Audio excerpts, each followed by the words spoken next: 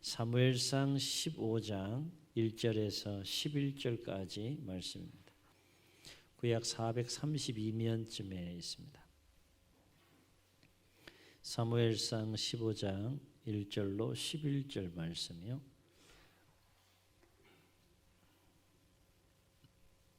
교독합니다. 사무엘이 사울에게 이르되 여호와께서 나를 보내어 왕에게 기름을 부어 그의 백성 이스라엘 위에 왕으로 삼으셨은즉 이제 왕은 여호와의 말씀을 들으소서.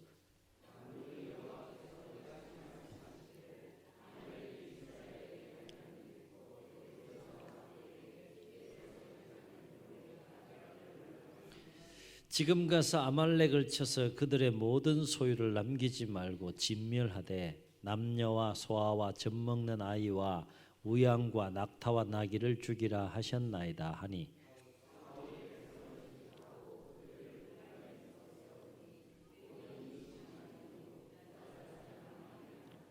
사울이 아말렉 성에 이르러 골짜기에 복병시키니라.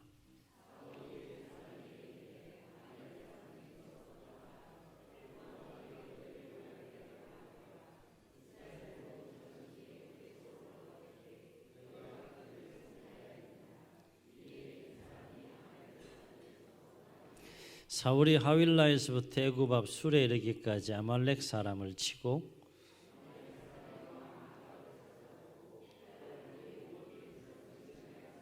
사울과 백성이 아각과 그의 양과 소의 가장 좋은 것 또는 기름진 것과 어린 양과 모든 좋은 것을 남기고 진멸하기를 즐겨 아니하고 가치 없고 하찮은 것은 진멸하니라.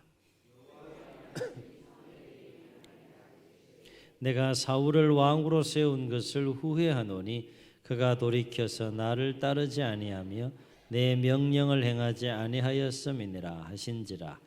사무엘이 근심하여 온 밤을 여호와께 부르짖으니라. 아멘.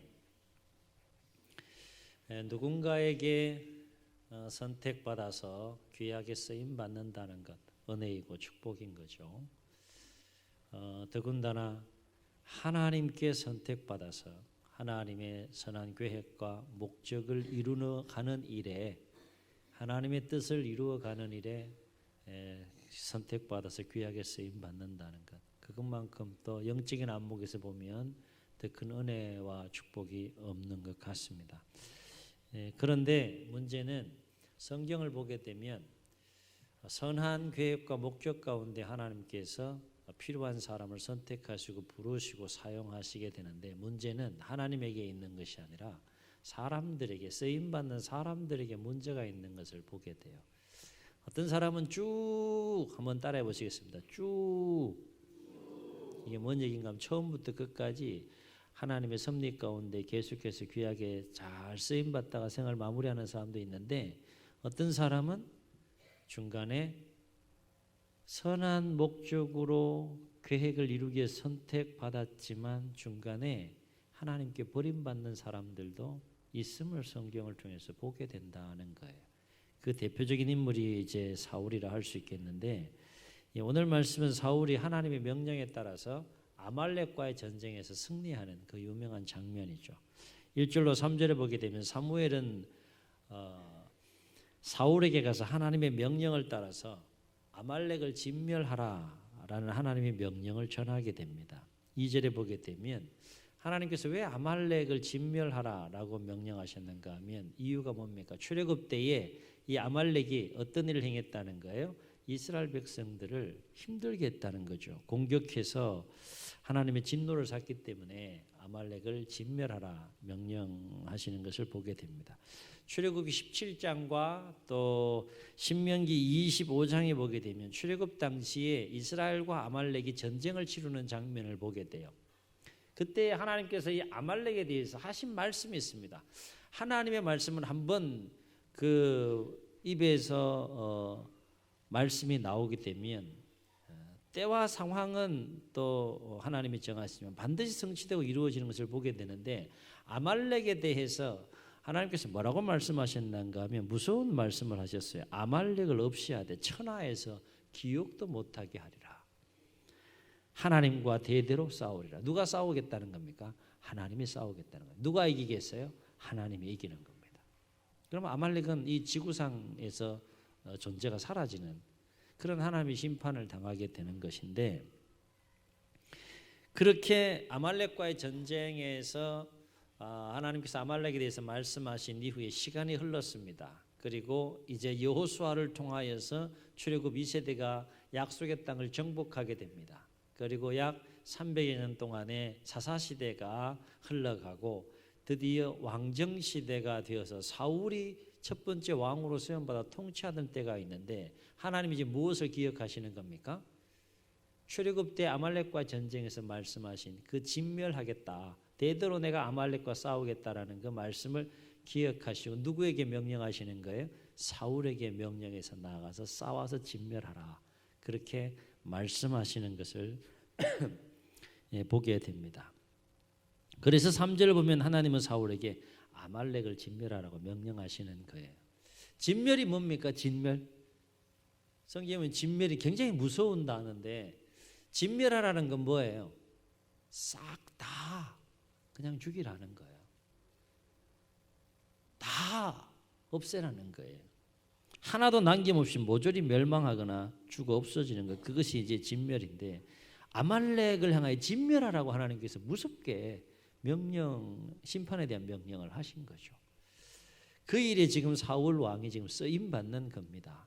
하나님의 뜻을 이루기 위해서 쓰임 받는 거예요. 그래서 하나님께서 사울에게 명령하신 아말렉에 대한 그 진멸의 내용을 보면 정말 참으로 무섭고 참혹하기까지 합니다. 야, 이렇게까지 하나님께서 하실 필요가 있겠는가? 정말 이게 하나님의 명령인가? 하나님이 정말 이렇게 하시라고 하시는 것일까? 라고 생각되어질 대로 정말 무서운 내용이 나와요. 3절을 한번 다 같이 읽겠습니다. 시작. 지금 가서 아말렉을 쳐서 그들의 모든 소유를 남기지 말고 진멸하되, 잘 보세요, 남녀와 소아와 젖먹는 아이와 우양과 낙타와 나귀를 죽이라 하셨나이다 하니. 얼마나 무서워요. 남녀와 또 누구요? 소와 어린아이들. 심지어 어떤 대상도? 젖먹는 아이들. 여러분이 이 사울의 군대, 하나님의 군대로 해서 편성이 돼서 파송된 그 사울의 군대의 병사가 되어가지고 전쟁에 나가서 하나님의 명령을 준행한다고, 이 명령을 준행한다고 한번 생각해 보세요. 하실 수 있겠습니까? 뭐 이렇게 남녀야 그래도 이렇게 성인이니까 할 수 있겠어. 아이를 죽여야 된다? 쉽지 않을 것 같아요. 근데 갓난아이까지 어떻게 해요? 이건 더더욱 쉽지 않을 것 같아요.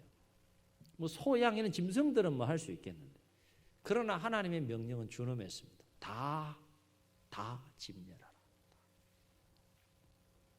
인간적으로 보면 참으로 비참하고 참혹한 내용이 아닐 수가 없습니다. 여하튼 사울은 하나님의 명령을 받들어서 군대를 소집했는데 몇 명이 모였다고 했습니까? 총 21만 명이 모였다고 그랬어요. 많은 수가 모였죠. 그리고 21만 명의 병사를 이끌고 아말렉과 가서 싸우게 됩니다. 전쟁에 임하기 전에 또 하나의 사울이 배려하는 장면이 나오는데, 그것은 뭔가 하면 출애굽 때 이스라엘을 선대했던 겐 사람들을 대피시키는 장면이 나와요. 그들은 아말렉과는 달리 출애굽 여정 때에 이스라엘 백성들에게 선의를 베풀어 줬던 족속이기 때문에 아말렉과의 전쟁에서 진멸하는 대상에서 제외시키는 일을 사울이 먼저 합니다. 그리고 나서 전쟁에 나가 싸우게 되고, 누가 이겼습니까? 사울이 이기게 됩니다. 그런데 사울은 이 전쟁에서 하지 말아야 될 결정적인 실수를 하게 돼요. 그리고 이 전쟁으로 말미암아서 사울은 결국 하나님께 버림받게 되는 일이 발생하게 되는데, 이유가 뭡니까? 하나님의 진멸하라는 말씀에 완전히 순종하기는 했지만 온전히 순종하지 않았다는 거예요. 불온전한 순종이었다. 그래서 사울은 그 불온전한 순종으로 인하여서 결국 하나님의 심판을 받게 되므로 버림받는 모습을 보게 되는데, 이를테면 사울은 아말렉을 진멸하라는 하나님의 명령에 온전히 순종하지 않고 누구를 살려둡니까? 아말렉의 왕인 아각을 살려둬요. 그리고 뭘 남기게 됩니까? 소와 양 이런 그 제물이 될 만한 짐승들을 다 진멸해야 되는데 다 진멸하지 않고 어떻게 했다 그랬습니까? 소와 양과 어린 양의 가장 좋은 것은 남기고 하찮고 그 다음에 가치 없는 것들만 진멸했다라고 했어요. 충분히 상식적으로 생각해 보면 그럴 수도 있겠다는 생각을 할 수 있어요. 좋은 것은 남겨두고 하찮고 보잘것없는 가치 없는 것들만 진멸했다고 생각하면 인간적으로 생각하면 충분히 그럴 수 있어요. 네. 좋은 전리품이니까. 그래서 10절과 11절에 보게 되면 이 일로 인해서 하나님은 사울 왕을 왕으로 세운 것을 후회하게 되고 사무엘도 그 일로 인해서 밤새 근심하면서 하나님 앞에 부르짖으며 그렇게 밤을 보냈다라고 성경은 기록합니다. 하나님의 마음도 아프고 분명히 귀하게 쓰시고 사용하기 위해서 사울 왕을 세웠는데 전쟁에 나가서 승리하긴 했지만 그 전쟁에서 실수함으로 말미암아서 하나님이 싫어하는 일을 행함으로 말미암아서 버림받는 그 일로 인해서 하나님도 마음이 아팠고 사무엘의 마음도 아픈 모습을 성경을 통해서 보게 되죠. 결국 사울은 이 일로 인해서 하나님께 버림받게 됩니다. 그렇다면 사울이 하나님께 버림받게 되는 가장 결정적인 이유가 뭐냐? 뭐라고 사무엘은 사울에게 얘기합니까? 23절과 26절을 보면 반복해서 이야기하는 것을 보게 되는데 뭘 버렸다고요? 뭘 버렸다고요? 여호와의 말씀을 버렸다 그랬어요. 당신이 여호와의 말씀을 버림으로 당신도 더 이상 왕이 되지 못하고 하나님께 버림받을 것이다. 그렇게 말하고 있어요. 자, 그렇다면 왜 사울은 하나님의 말씀을 버렸을까? 왜 하나님의 말씀을 버렸을까? 오늘 이 부분을 우리가 함께 오후 시간에 더 짧게 묵상하고 기도하려고 하는데 그것은 사울의 마음속에는 한 가지 결코 버릴 수 없었던 생각이 있었다는 거예요. 다시요. 사울의 마음속에는 결코 하나님이 말씀하셨음에도 불구하고 그 하나님의 말씀 앞에서 사울이 결코 버릴 수 없었던 한 가지 생각이 있었다는 것인데 이 얘기는 거꾸로 얘기하면 그 결코 버릴 수 없었던 사울의 마음속에 있는 그 생각 때문에 오히려 뭘 버릴 수밖에 없었다는 거예요. 하나님의 말씀을 버릴 수밖에 없었다는 거예요. 그러니까 마음속에 하나님의 말씀을 밀어낼 만큼 사울의 마음속에 결코 버릴 수 없었던 한 가지 생각이 있었는데 그 생각이 뭘까요? 그것은 하나님의 말씀보다 자신의 생각이 더 옳다는 생각. 그 생각을 버리지 못했어요. 하나님의 말씀보다 자신의 생각이 더 합리적이고 더 옳다는 그 생각, 그것을 버리지 못한 거예요. 그래서 그 생각 때문에 하나님의 말씀이 심령에서 밀려납니다. 다시 말해서 사울은 하나님의 말씀보다 자신의 생각이 어떻게 해요? 더 옳다라고 생각하고 더 합리적이라고 생각하는 확고한 생각이 있었다는 거. 하나님의 말씀을 밀어낼 만큼 확고한 생각이 있었다는 거. 이를테면 하나님은 아말렉의 모든 소유를 다 진멸하라고 말씀하셨지만 예 오케이 그렇게 하겠습니다라고 출발했어요. 출발해 전쟁에 딱 나가서 이제 전쟁을 치르고 승리하는 그 현장에서 딱 보니까 뭐가 들어오는 거예요? 뭐가 들어오는 겁니까? 좋은 전리품들이 눈에 들어오는 거예요. 죽이기엔 너무 아까운 소가 보여요. 죽이기엔 아까운 너무 양들이 보여요. 어린 양들이 보입니다. 너무너무 극상품의 소이고 극상품의 양들이에요. 그래서 사울의 마음속에는 어떤 마음이 들어오기 시작한 겁니까? 아깝다. 한번 따라해 보세요. 아깝다. 이 마음이 들어야 돼. 이게 오늘 말씀이 은혜가 되고 도전인데 아까운 마음이 들겠어요? 안 들겠어요? 예? 소 한 마리 요즘 얼마입니까?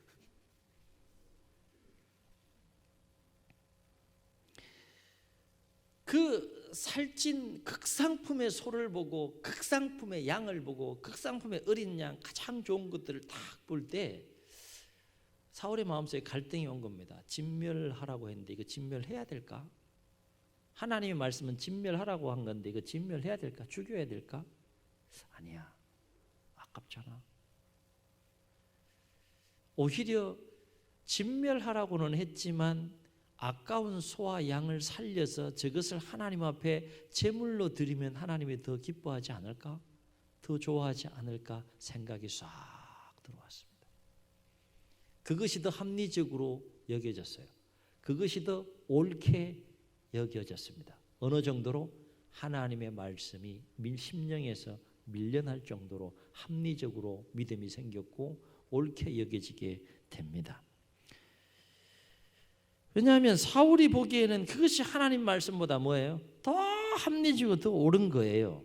그래서 결국 사울은 어떻게 했습니까? 자신이 옳게 여기는 그 생각으로 인하여서 하나님의 말씀을 버릴 수밖에 없었다는 거예요. 비극은 여기서부터 시작이 됩니다. 문제는 사울이 선한 의도와 생각을 가지고 자신의 방법이긴 했지만 그래도 하나님을 위한 것이라고 생각을 해서 하나님이 처음 명령한 것은 그것과는 다르지만 자신이 생각하기에 이렇게 하면 하나님이 참 더 좋아하시겠다라고 합리적으로 생각하고 옳게 여겼던 부분을 하나님이 좋게 여기면 오케이. 문제가 안 돼요. No problem.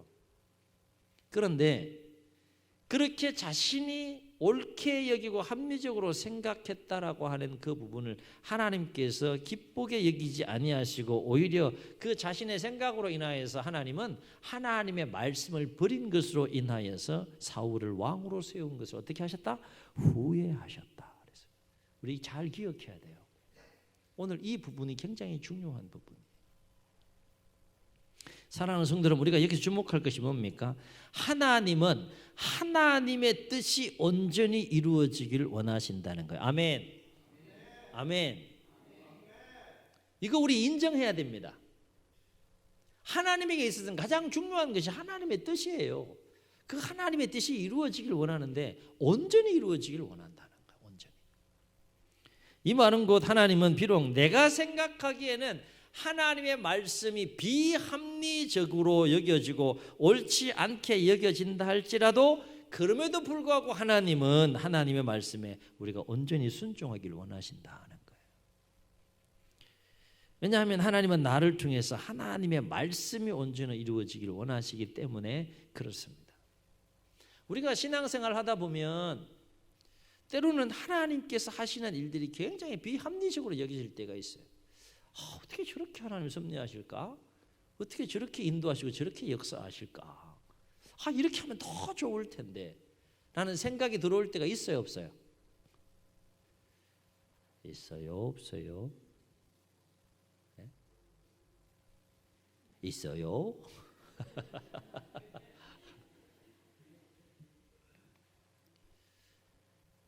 놀라운 사실은 하나님이 섭리해 가시는 그 역사와는 다른 생각이 내 속에 들어오는데 문제는 그것이 더 옳게 여겨진다는 거예요.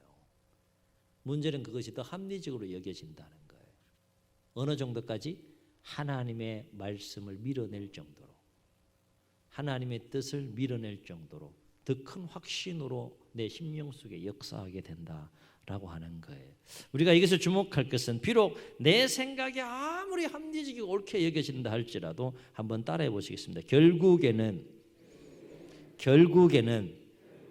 하나님의 뜻이 온전히 세워진다. 아멘. 아멘. 이쯤 하면 눈치가 빠른 분들은 벌써 알아요. 어떻게 살아야 될지. 최종적으로 결국에는 하나님의 뜻이 온전히 이루어진다는 거예요. 그래서 잠언의 지혜자는 우리에게 뭐라고 말하는가 하면 19장 21절에서 그 유명한 말씀을 해요. 사람의 마음에는 많은 계획이 있어도 한번 따라해 보시겠습니다. 오직 여호와의 뜻만이 완전히 서리라. 아멘. 사람의 마음에는 많은 생각이 있어도 오직 여호와의 뜻만이 완전히 선다는 거예요. 그러므로 우리가 이 진리를 깨닫고 믿는다면 우리가 하나님의 말씀 앞에서 가져야 될 가장 중요한 삶의 자세가 뭘까요? 그렇습니다. 비록 내 생각에는 하나님의 말씀이 비합리적이고 내 생각에는 하나님의 말씀이 옳게 여겨지지 않는다고 할지라도 내가 옳게 여기는 그 생각들을 과감하게 내려놓고 하나님의 말씀에 온전히 순종해야 한다는 거예요. 그것이 지혜라는 겁니다. 결국에는 하나님의 뜻이 서니까. 사람들이 착각해요. 일정 기간 어떤 순간 자기의 뜻과 자기의 생각들이 세워질지 모르겠어요. 그러나 최종적으로는 누구의 뜻이 세워진다? 하나님의 뜻이 세워진다. 깨달아야 돼요.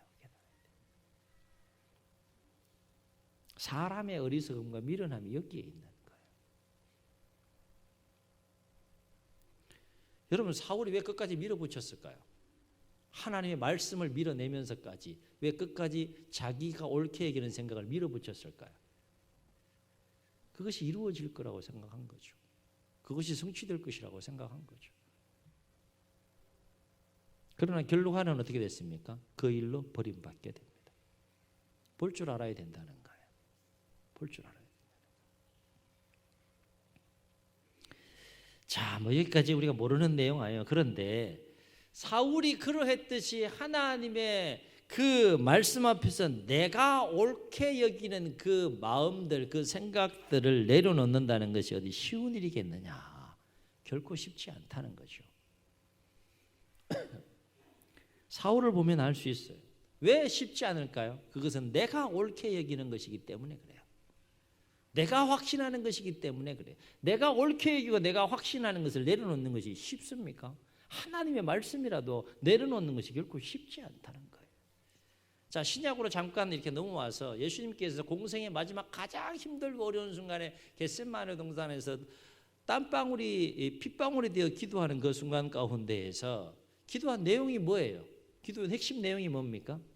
땀방울이 핏방울이 되도록 전심으로 기도하신 그 핵심 내용이 뭐예요? 나의 원대로 마옵시고 아버지의 원대로. 그만큼 뭐예요? 쉽다는 거예요? 어렵다는 거예요? 어렵다는 거예요. 사울이 넘어진 것은 그만큼 하나님의 말씀을 밀어낼 만큼 자신이 옳게 여기는 그 마음과 생각들을 내려놓는 것이 그만큼 힘들고 어렵다는 거예요. 그러나 우리가 분명히 기억해야 할 것은 그럼에도 불구하고 우리는 하나님의 말씀 앞에서 내가 옳게 여기는 생각과 마음들을 미련 없이 내려놓아야 한다는 거예요. 미련 없이.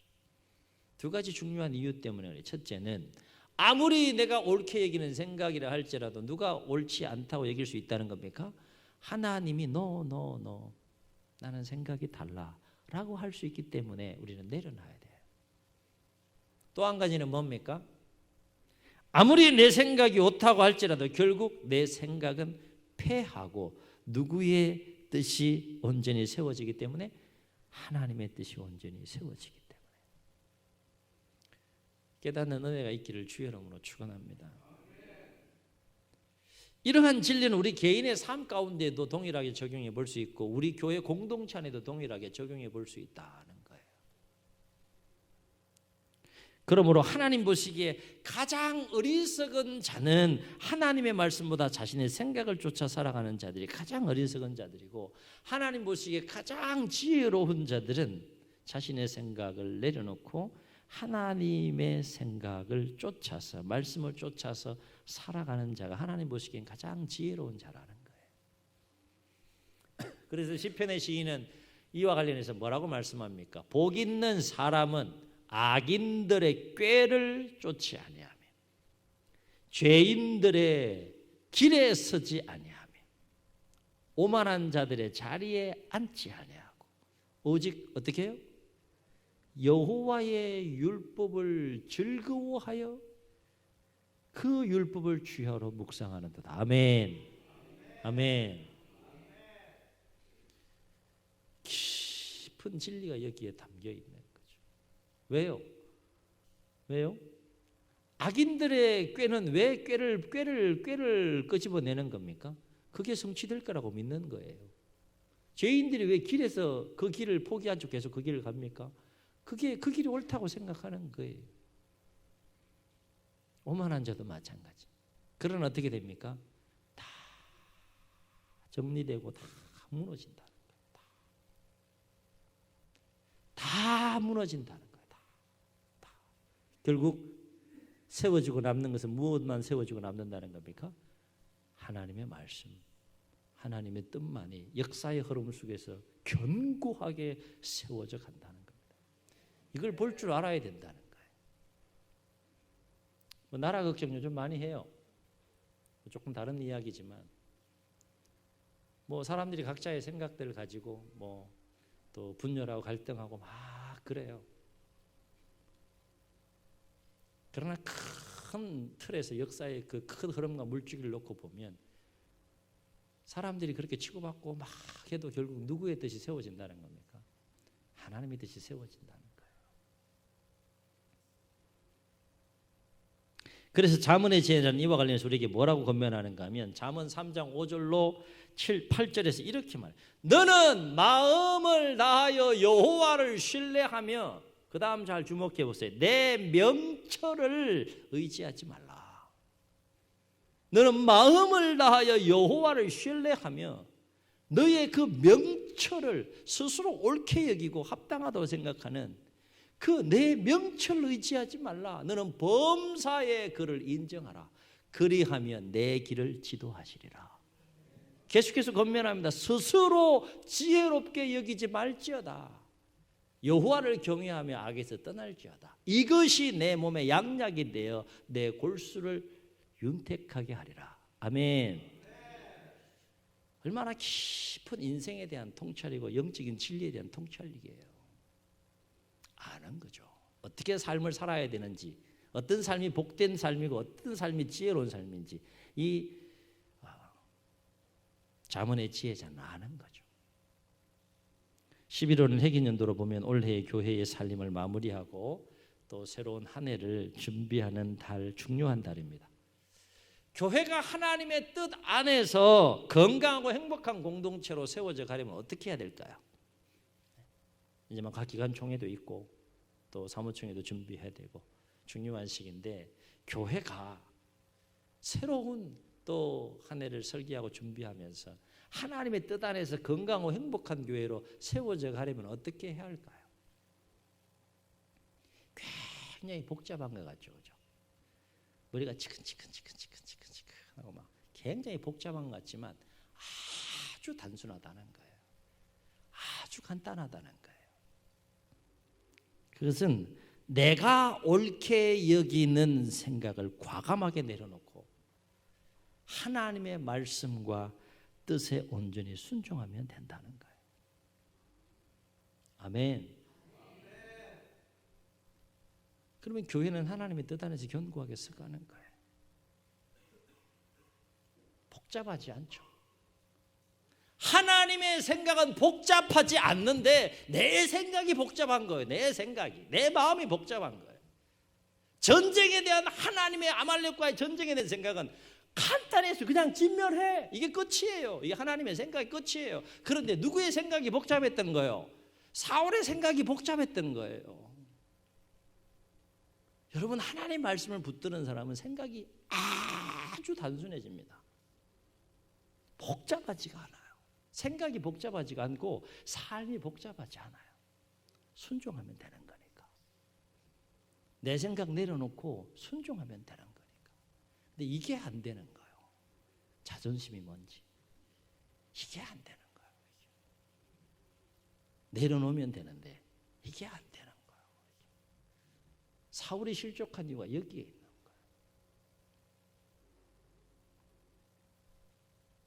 그러려면 우리 안에 역사하는 여러 가지 생각들이 있을 거 아니겠습니까? 여러 가지 생각들이 이 마음속에 역사할 때 첫째, 올바른 영적인 분별력이 있어야 할 것이고, 이게 하나님의 생각인지 내 생각인지 올바른 분별력이 있어야 할 것이고, 그 분별하고 알고 깨닫게 됐으면 그 다음에 해야 될 일이 뭐예요? 이제 하나님의 생각을 알았어요. 하나님의 계획을 알았어요. 하나님의 뜻을 알았어요. 그 다음에 해야 될 일이 뭐예요? 그 하나님의 뜻과 하나님의 계획을 존중하면서 내 생각을 내려놓는 거예요. 그리고 그 하나님의 말씀과 뜻에 과감하게 내 생각을 내려놓는 용기와 결단을 가지고 나아갈 때 거기에 하나님은 새로운 은혜와 새로운 역사가 임하게 될 줄로 믿습니다. 바로 앞에는 오늘 사울의 모습을 거울 삼아서 우리 개개인의 삶의 여정 속에서도 우리 공동체 안에서도 우리 스스로가 옳게 여기고 우리 스스로가 합당하다고 합리적으로 여기는 그 생각들을 내려놓고 하나님의 말씀과 하나님의 뜻에 온전히 순종하며 나아갈 수 있는, 그래서 우리 개인의 삶도 뜻 안에서 행복하고 우리 교회도 하나님의 말씀과 뜻 안에서 건강하고 행복한 교회로 더욱더 견고하게 세워져가는 아름다운 역사가 우리 가운데 있기를 주의 이름으로 축원합니다. 축원합니다. 우리 말씀을 기억하시면서 우리 함께 또 결단하시며 찬송하시고 통성으로 기도하겠습니다.